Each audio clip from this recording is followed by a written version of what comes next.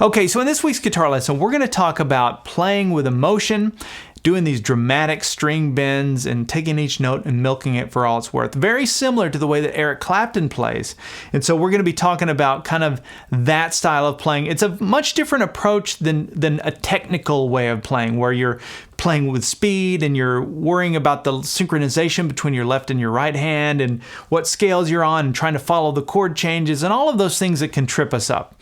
And I always kind of look at improvising, and there's kind of two paths. You can go down that path, and every now and then you should step a foot onto that path just to sort of make your playing sound a little better or more advanced.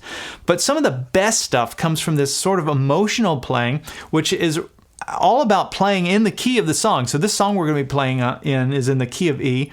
We're going to be playing in the key of E, and we're only going to be limiting ourselves to just a few notes. So we're not going to be playing all over the fretboard, just a handful of notes, and we're going to be using major pentatonic scale for the most part. Every now and then we'll do some minor pentatonic scale. It's all stuff that you know, though.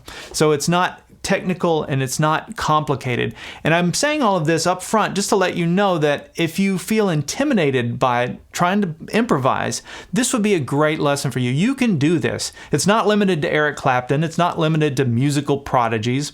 As long as you've got some emotion in you and some kind of a feel and a decent ear, it doesn't have to be perfect. You can do this. And so not everybody feels the same thing. So I hate to say, like, just play what you feel, because that doesn't mean anything. We're all feeling different things. But if you feel what you play, that's a different way of thinking about that.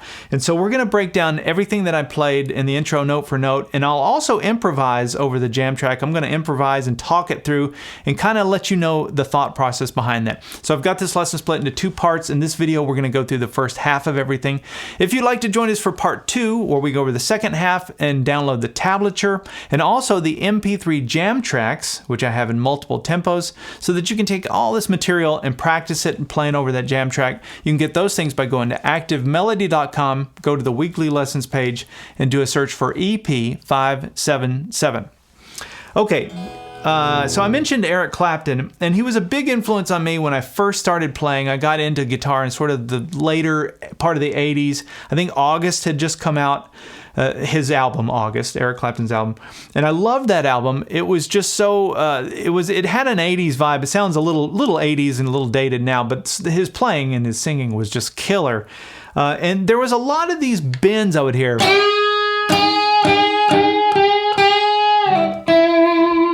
Where you bend and then you release and then you come into a vibrato. That's like two notes, right? So that isn't anything technical, but I would just fixate on the fact that, wow, okay, he didn't do anything technical there that I didn't understand. I understand two notes and I can work those out by my ear. But the way that he manipulated those notes was the kind of thing I couldn't do. And so anytime I hear somebody rip on Eric Clapton, every now and then somebody will say, he doesn't have, I'll see this in just comments here and there. They'll say something about his technique or his technical ability.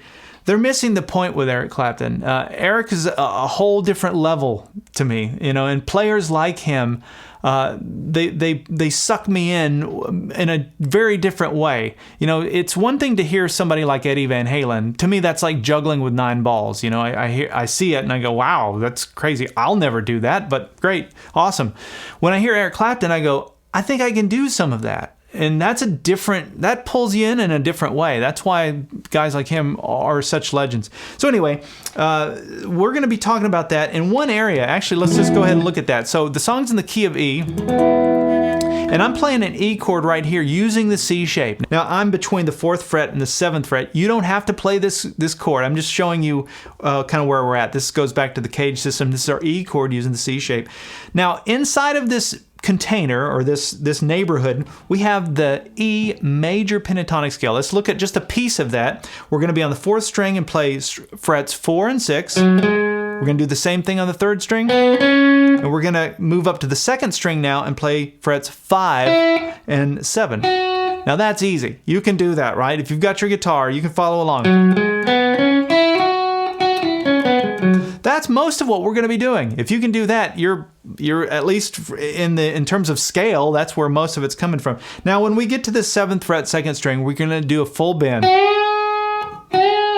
A full bend means you go up 2 frets from where you start.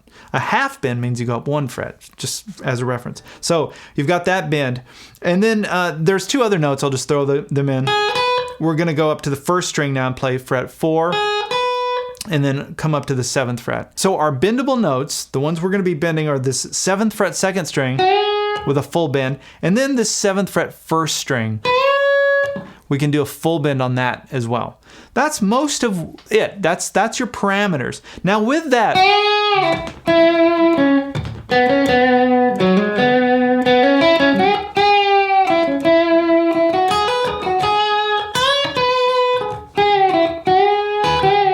I can start to improvise and play a lead just using that little bit that I showed you there. And so that wasn't doing anything outside of that. Now I want to put on the jam track and just take the first 2 chords, actually the first section of this. So this jam track has kind of an A section and a B section. We're going to look at the A section, and I'm just going to loop it over and over again, and then I'm going to talk about some improvising ideas out of over that jam track. Now everything I'm going to be doing is going to be in this area that I just showed you. There is this one root note, which is your E note, this 5th fret 2nd string. I kind of keep coming back to that. So I just wanted to kind of plant that seed. That's your E note there. And so we're going to let that sort of be our anchor. Okay, so we have the jam track that's looping. Let me just go over the chords real quick before we jump into everything so you know what we're playing over. There's 2 main chords here. The first chord is an E, that chord. I know there's a quick chord before that. I'll explain that in a minute. The next chord is an A. So we'll go from the E to the A. Those are our main 2 chords. Now before I get to that E, watch this. I go like this. I hit an A real quick. Before I get to the A, I hit a D. So why am I doing that? I'm playing the 4 chord of the chord I'm going to. So if I'm going to an E, its 4 chord is an A. If I'm going to the A, its 4 chord is a D. That's a little idea for you if you're looking for some chord ideas if you're writing a song. Now we don't have to worry about any of that because we're going to just be playing in the key of the song. So we don't have to think about any of that. I'm just pointing that out to you. So the song's in the key of E, right? And I said we're going to be playing out of this C container. That's our E chord using the C shape. And we're going to be playing this major pentatonic scale right in there. Now the first note that I want you to pay attention to, and grab a guitar and play along with me on this if you've got one, it's going to be this 5th fret 2nd string. We're going to hit it with some vibrato. Now that note is an E note, so it's going to work perfectly because it's in the key of the song. The song's in the key of E. So we're going to just play that note on the 4. So 1, 2, 3, 1, 2, 3. We're just going to let it happen on the 4. That way there's some space in between the notes. You don't want to just throw notes all around. 3, 4, 1, 2.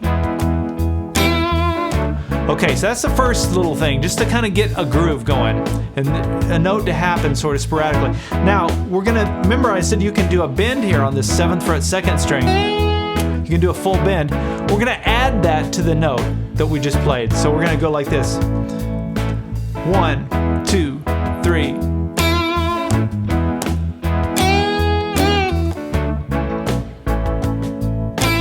One, 2. So notice that's coming in on the 3. 1, 2, 3. That little bend. And it works over all of this. Now you can start to mix it up a little bit. You don't have to be super rigid. This isn't a thing where you count all the time. You got to get your head out of it and start to play some ideas like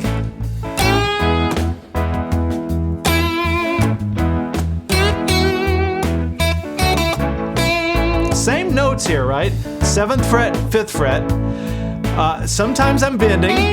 Sometimes I'm playing the 7th fret without the bend, which is another note, and then I'm back to this 5th fret 2nd string. Now let's just look at those 3 notes and we'll look at what we can do with those.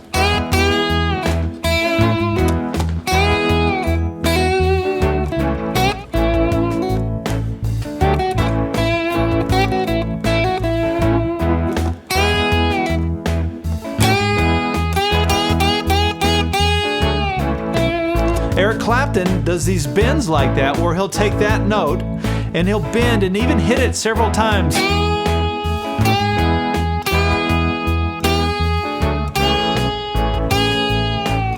Across multiple chords like that. It gives you time to sort of let the music breathe. It also gives your brain a chance to think of what to do next. So there's a double benefit of doing that. I'm just amazed at what you can do with these 3 notes. Now we've got a few other notes here. We've got down on this a 3rd string, 4th fret, 6th fret. We've got those notes.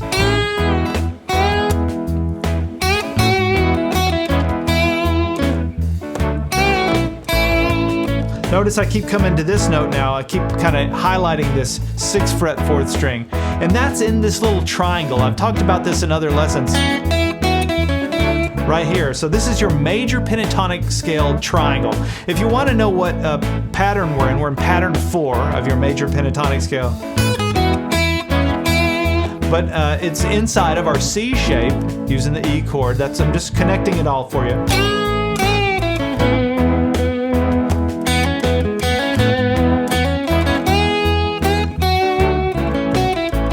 Look at that.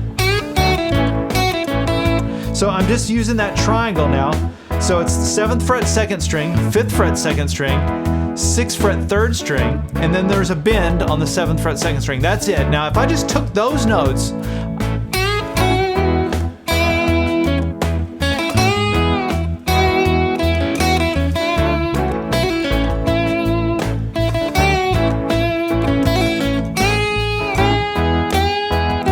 let's come up to this 7th fret 1st string. And now add that note in. So now we've got even more emotion. I can do that anywhere. I can do this bend anywhere, over either of those chords.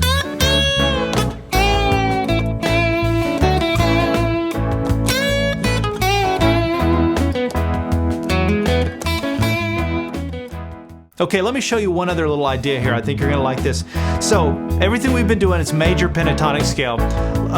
There's some minor pentatonic scale stuff that's right in this neighborhood that sounds really good, and you need to know this. So, that full bend is on the 7th fret 2nd string, right? If I come up one more fret to the 8th fret 2nd string and do a full bend, you can already hear it. It's bluesy, right?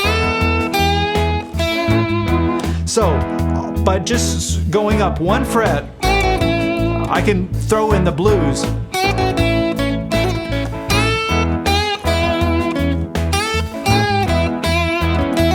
Right? There's another one, which is the 6th fret 3rd string. I can do a half bend down here. Now I mentioned Eric Clapton playing No Alibis. He would do this sort of half bend a lot in that song.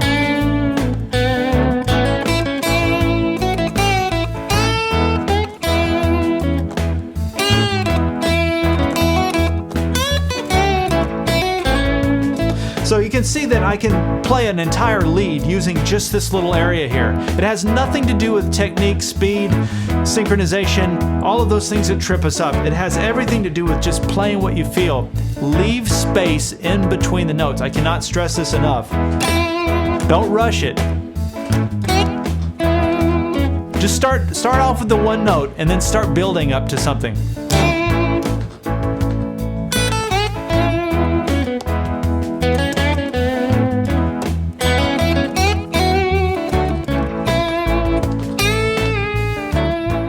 Okay, so I just got an idea that I'm going to upload for premium members for this lesson, and that is I'm going to take the jam track and just take that first part, those first 2 chords that I was just improvising over, and I'm going to put that up. I'll put a long version up so that you can download that and you can practice playing over just those chords and see what you can come up with. So I'll make that available as well. All right, let's listen to the first part of what I played in the intro, and we'll talk about what's going on. Break it down.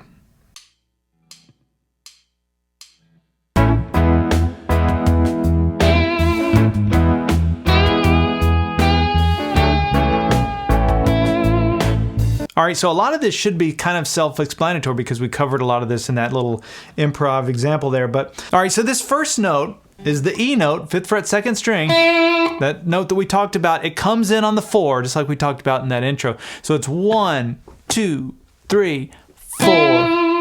Now after that I went. So some full bends there. I think there's 4 of them. 1, 2, 3, 4 on that 7th fret, 2nd string.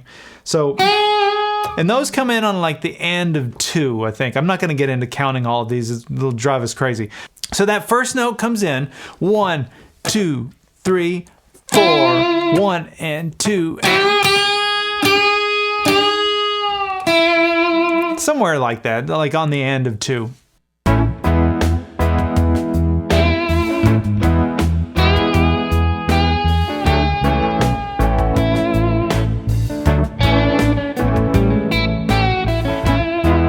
All right, so I love this next lick because it's got a little bit of blues sprinkled in it. It goes. All right, so let's talk about what's going on there. So it's a half bend on the 6th fret, 3rd string. Then you play that note without the bend. Now remember, we just talked about this. When you do that half bend right here, you're playing a minor pentatonic scale note. So this is bending into the minor pentatonic scale. That's why it sounds more bluesy. Now I come down to this note, which is the 7th fret, 4th string. That's actually in the minor pentatonic scale as well. Sorry, I'm trying to stick to those 4 notes, or those handful of notes that I showed you in the beginning. But anyway, it's okay. I stepped out of bounds a little bit, but it still works and it sounds good because it's in the minor pentatonic scale for the key of the song, E minor pentatonic scale. Now after this little lick, I love this. This is 5th fret, 4th string. Do a hammer onto the 6th fret on that 4th string, and then you come up here while that note's ringing out, by the way.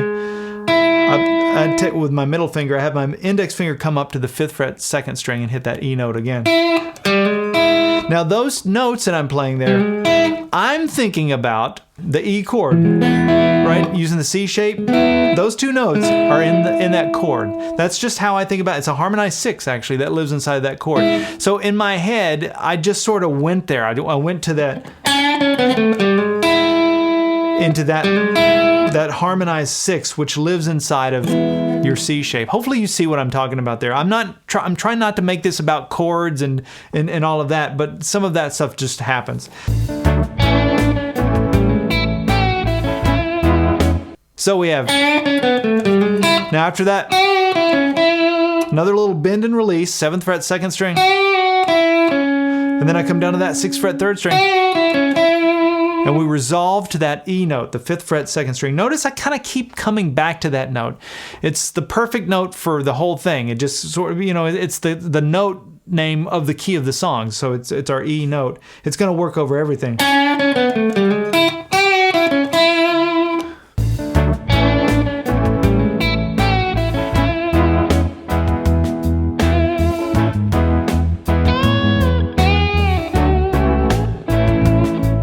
Now for this, we're going to come to this 7th fret, 1st string. We're going to do a full bend and release on this note, or on this string rather.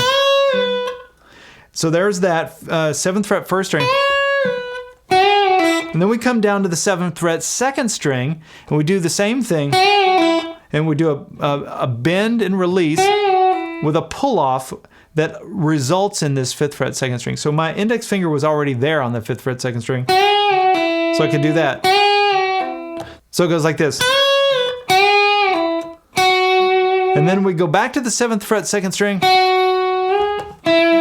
with another bend. So I just let the note ring out, push it into a bend, and then we come back to that E note. So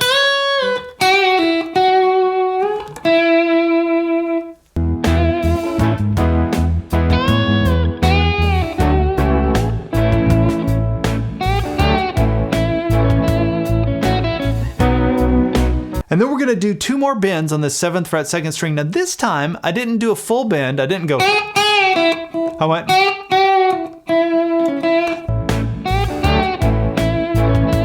And when you do that half bend on that 7th fret, 2nd string, you're pushing to this note, which is in your minor pentatonic scale. So that's another place you can do the minor pentatonic thing, just by doing a half bend versus a full bend. Major. Minor pentatonic scale. You can hear the difference. So it's down to the 5th fret, 2nd string, 6th fret, 3rd string. That's that little triangle. That triangle is incredibly powerful. So I played, and then watch this. And we're gonna go down to this note here. So from this 5th fret, 2nd string, we're gonna play 6th fret, 3rd string, and then we're gonna go 7, 5 on the 2nd string, back to the 6th fret, 3rd string, and then that last note we're gonna hit there is 4th fret, 3rd string, and that gets us into the B part of the song, which I'm gonna save for part 2.